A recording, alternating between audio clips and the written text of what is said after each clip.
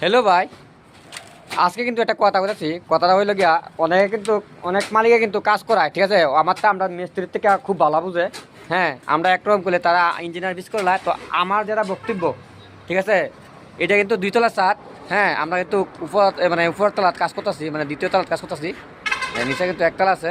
তো মেইন কথা হইছে, অনেকে কিন্তু কি করে এই পিলারগুলা, হ্যাঁ, 1.5 ফুট মানে 7 থেকে 1.5 ফুট ঢালাই দিয়ে রাখা দেয়। হ্যাঁ, ঠিক আছে।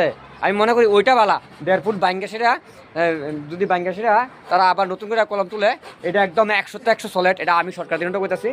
আর অনেকে কি করে, এই যেমন নিচের থেকে একদম, এই যে দেন, একদম নিচের থেকে 10 ফুট টপ লেভেল অব্দি মানে পিলারটা ডালছে, ঠিক আছে। তো এখন কথা হচ্ছে, এই জাইলে রাখছে এক পরে কিন্তু ছাদ দেয়, রডগুলা মানে ভালো থাকে, সুস্থ থাকে, মানে জঙ্কার ধরে না। হ্যাঁ, বিভিন্ন ধরনের কথা কয়, বুঝিনি কিটা বুঝি।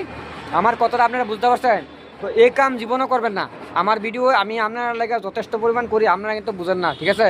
তো আপনারা বুঝানো না করতেছি, 1.5 ফুট ফলস ঢালাই দিয়ে রাখবেন।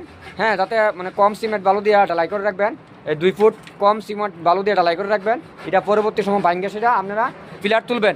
এইভাবে পিলার তুলে রাখবেন না, কারণ পিলার তুলে আমি বৃষ্টির জল লাইন এইভাবে লাইন না।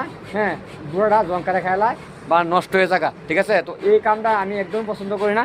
তো আমি কিন্তু আপনারা বুঝাই, আমার ভিডিও দেখে আপনারা মাথা খুলে ব্রেন খুলে না, ঠিক আছে।